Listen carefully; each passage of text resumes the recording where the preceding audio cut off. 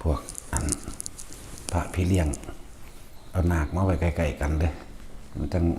ซ่อมให้องค์ดำกุฏิอันใดที่มันว่างนะแล้วเขาไปอยู่รถผู้หนึ่งคนได้แล้วล่ะมันเตรียมตัวมานานแล้วอีกผู้หนึ่งมาเมื่อวานเนี่ยนะเอาไปใกล้ๆกันก็ได้หาเบิ่ง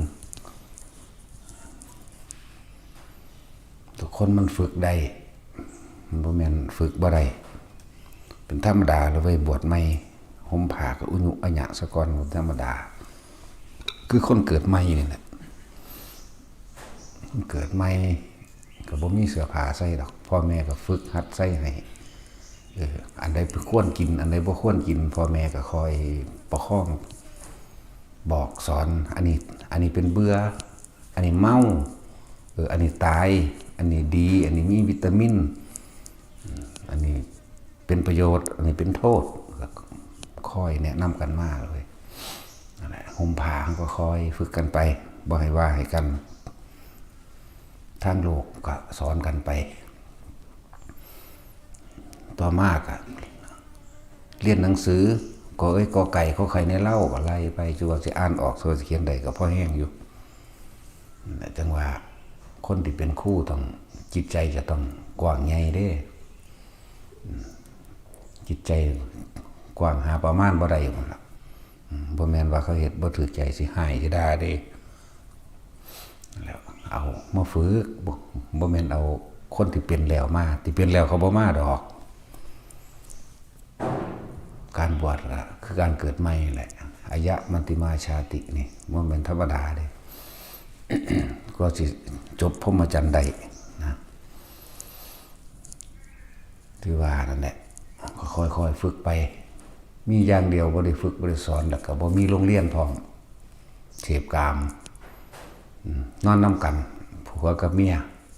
บ่มีโรงเรียนสอนพ่อแม่ก็บ่สอนปู่ย่าตายายบ่สอน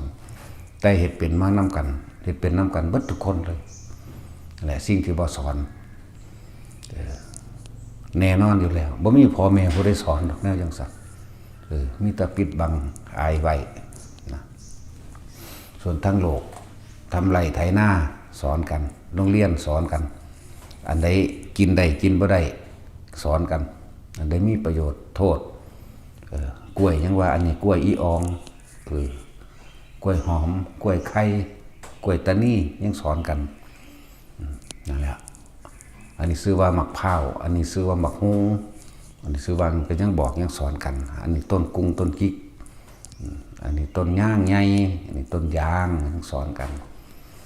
นั่นแหละการบวชเข้ามาเฮาก็เหมือนกับการเกิดใหม่บัดนี้ บวชเข้ามาแล้วเกิดใหม่มาเรียนเอาพระวินัยมาเรียนพระวินัยอันเป็นเครื่องอันใดควรอันใดบ่ควรซะก่อนอันใดเป็นโทษอันใดบ่เป็นโทษคืออาหารการกินนั่นแหละแต่เฮาเป็นเด็กน้อยพ่อแม่ก็สอนอันนี้กินได้อันนี้กินบ่ได้ส่วนธรรมวินัยพระวินัยก็อันนี้ควรอันนี้บ่ควรเด้อมันเป็นโทษนี่ก็แบบเดียวกันนั่นแหละจังว่าคอยฝึกหัดกันไปใส่เสื้อผ้าก็เหมือนกันแต่เฮาเฮ็ดบ่ทันเป็นใส่หน้าใส่หลังใส่ทางปีนใส่กลับทางมีเบิดห่มผ้าก็เหมือนกันพระเน้นเฮาก็ฝึกไปห่มถึกห่มบ่ถึกเป็นแบบใดบ่ต่างกันดอกนั่นแหละจังว่าบัดนี้ส่วนเรื่องจิตเรื่องใจนี่ก็ต้องอาศัยธรรมะเราเข้ามาแล้วเฮาก็ศึกษาพระวินัยก่อนพระวินัยเนี่ยเป็นดุจดั่งมารดาคอยรอคอยเลี้ยงบอกอันใดผิดอันใดถูกอันใดควรอันใดไม่ควรอันใดกินได้กินบ่ได้วิธีทำกินก็ยังบอกเนาะเหมือนกันพระวินัยกับวิธีกินก็ยังต้องบอกก่อนต้องพิจารณาอาหารก่อนวิธีใส่เสื้อผ้าพระวินัยเฮาก็เหมือนกันต้องอธิษฐานใส่ก่อนเด้อนะนั่นแหละให้การพิจารณาปฏิสังขายโยนิโสจีวรังก็ว่าไปต้องพิจารณานั่นแหละทั้งโลกก็เหมือนกันทั้งเขามั่นนี่ก็เหมือนกัน ทางถ้ำก็เหมือนกันนั่นแหละก็ต้องคอยแนะนำกันไปก็จะเข้าใจชีวิตนะส่วนจิตนี่มันกันต้องอาศัยธรรมะแบบนี้ต้องอาศัยความจริงพระวินัยเป็นดุจดั่งมารดาส่วนพระบิดาเป็นคือธรรมคือความจริงส่วนอื่นว่าธรรมวินัยเป็นพ่อเป็นแม่เฮาบัดนี้เฮาเกิดใหม่แล้วนั่นแหละค่อยๆฝึกหัดเรียนไปสิ่งที่บ่ต้องบอกต้องสอนมีวิธีมีอันเดียวเจ็บกามบ่มีโรงเรียนบ่มีไผบอกเป็นเบิดแปลกประหลาดว่าล่ะแต่ว่าอาหารการกินกันบอกกันอันนี้ตายเบื่ออันนี้เมาอันนี้ต้องประกอบกันเอาอันนี้ประกอบกันกับอันนี้มีหัวตะไคร้มีข่ามีขิงมีใบมะกรูดดับข้าวต้มเป็ดต้มไก่เขาว่าต้มปลาเขาว่า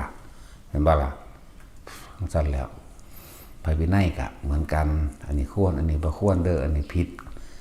ต้องแสดงอาบัติความบริสุทธิ์อันนั้นอันนี้แหละจังว่าเฮาเหมือนคนเกิดใหม่เด้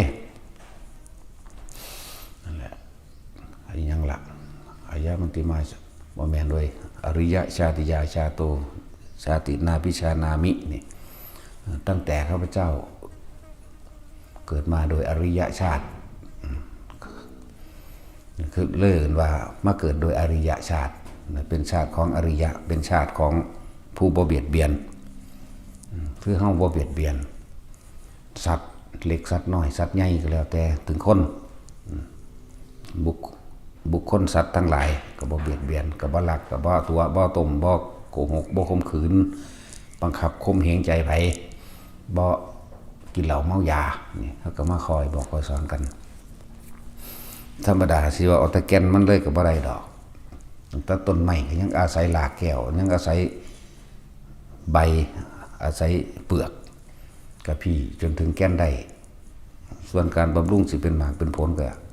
อาศัยความเพียรความพยายามของตนนั่นแหละแต่เขารู้แล้วเขาบรรลุแล้วเขาบ่มาบวชเด้เรียกว่าเขาค่อยๆประคองกันไปนะให้เป็นดุจดังว่าใจเจ้าของเองตะกี้เขาก็ยังบ่รู้คือกันนั่นแหละจังว่าผู้เป็นครูเป็นอาจารย์ผู้เป็นพระพี่เลี้ยงก็ต้องเป็นครูเป็นอาจารย์เหมือนกันเหมือนเป็นพี่ชายไงสิล่ะผู้บวชก่อนก็เป็นพี่ชายได้บ่ได้เกี่ยวกับอายุทั้งโลกได้บัด80 ปีก็สร้างเจ้าบวชเดี๋ยวนี้เจ้าก็ต้องเป็นน้องหลาพระโมคคัลลาพระสารีบุตรจังซี่เป็นพี่ชายไงนะว่าพวกเขาคอยประคับประคองกันไปบ่ว่าหญิงบ่ว่าชายเด้ทำบ่มีหญิงบ่มีชายเกิดตายเสมอกันความละกิเลสตัณหากับบ่ว่าหญิงบ่ว่าชายละกันละอันเดียวกันละยอดของทำไปทั้งเบิดนะครับถ้าเข้าใจโทษของกามใดกับกามตัวเดียวกันบ่ว่าหญิงบ่ว่าชาย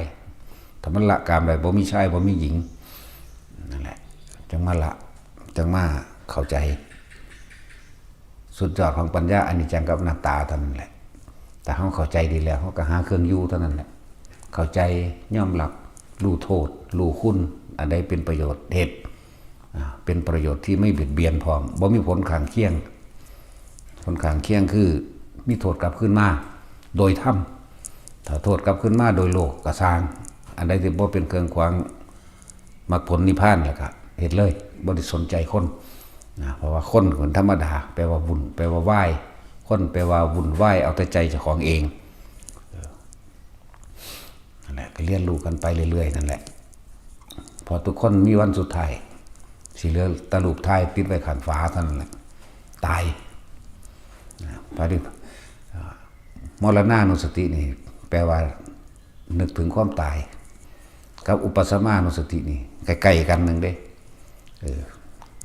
ถ้ากายตายใดใจตายใดเป็นอันว่านิพพานเท่านั้นเด้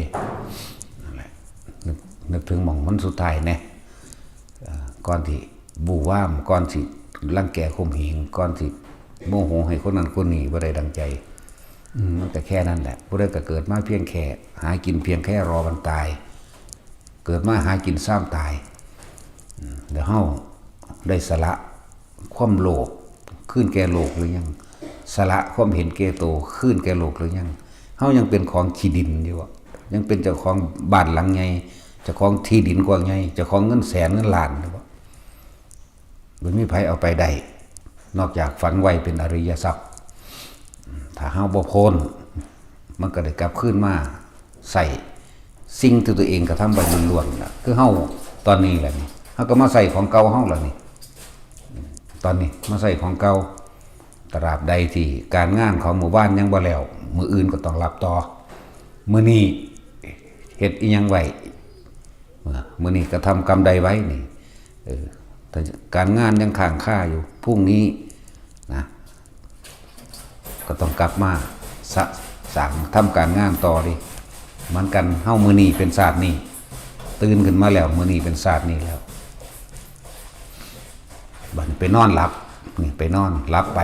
บ่ต่างจากตายเด้นอนหลับแล้วแต่มันตื่นขึ้นมาก็ต้อง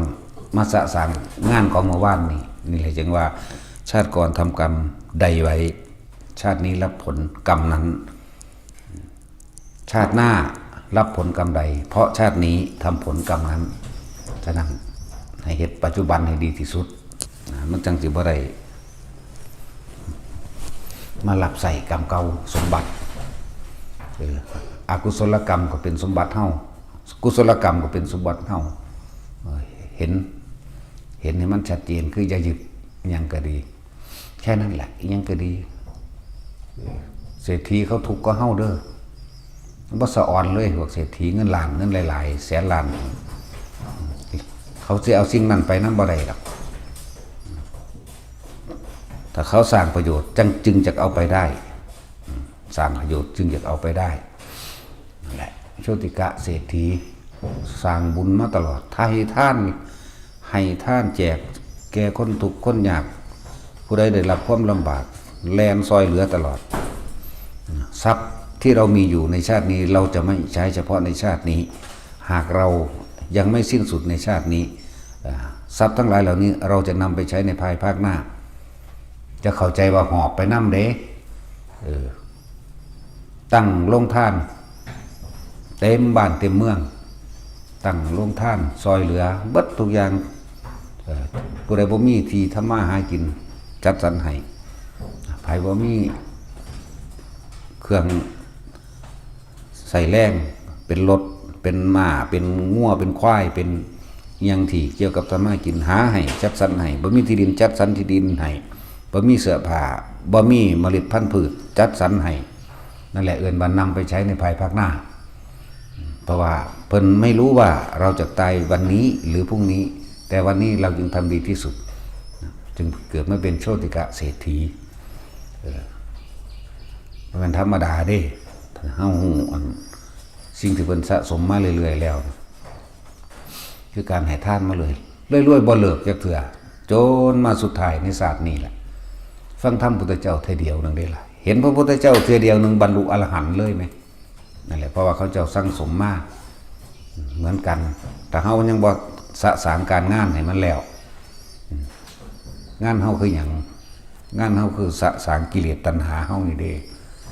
แต่เฮาสะสางกิเลสตัณหาแล้วบ่มีเป็นบ่มีตายบ่มีเกิดบ่มีดับก็แล้วกันนะบ่ต้องกลับมาทำงานต่อแต่ยังสะสางบ่ทันได้แล้วก็เกิดมาทำงานต่อเหมือนกันกับมื้อนี้เฮ็ดหยังไว้บ่แล้วไปนอนหลับเสือกตายซะจักสิบัดนี้กิเลสตัณหาบ่ทันได้สิ้นสุดมันก็ไปตามผลกรรมอันใหญ่ก่อนเด้อันหนักก่อนนั่นแหละจึงว่าทุกคนปัจจุบันนี่ดีที่สุดเถอะทรงฌานเจริญฌานอย่าหนีออกจากความรู้สึกในกายจิตหนึ่งจุดหนึ่งอยู่จุดเดียวอยู่ความรู้สึกเดียวในกายมันสิรู้สึกไปหน้าผากหัวกลางอกหน้าผากหัวแล้วแต่อยู่จังซี่พยายามทำให้มากทำให้บ่อยเดี๋ยวมันก็ชินดอกเมื่อมันชินมันบ่ออกแล้วมันก็สบายนั่นแหละจิตใจบ่ไปสร้างเบี้ยนกรรมกับภัยแล้วมันก็สบายครับความคิดของเฮานั่นแหละบ่ไปเพราะมันอยู่ในกายเวทนาจิตเวทนากายร่วมกันเป็นผู้รู้สึกตัวนั่นเองรู้อยู่จังซี่บ่ไปรู้ผู้อื่นดอกถ้ารู้ผู้อื่นมันก็ ยุ่งด้วยล่ะแต่ละเรื่องแต่ละเล่าวเดี๋ยวก็ห่วงเดี๋ยวก็ดีใจน้ำเดี๋ยวก็กังวลเดี๋ยวก็ทุกสารพัดทุกอย่างร่วมมาอยู่ที่จิตฉะนั้นควบคุมจิตโดยการอยู่กับลมมั่งอยู่กับอุณาโลมอยู่ความรู้สึกในกายมั่งไม่ผู้ใดตายในลมบ่ต้องเกิดว่ะตายอยู่ในลมหายใจเฮาเองความคิดเฮาบ่หนีจากลมไหมพอเข้าใจว่าล่ะความคิดบ่หนีจากลมบ่มีรูปร่างบ่มีตัวตนจิตจึงไม่มีที่ตั้งอย่างน้อยก็เป็นพรหมสุทธาวาสพุทธเอาใช่ไหมนั่นแหละพอ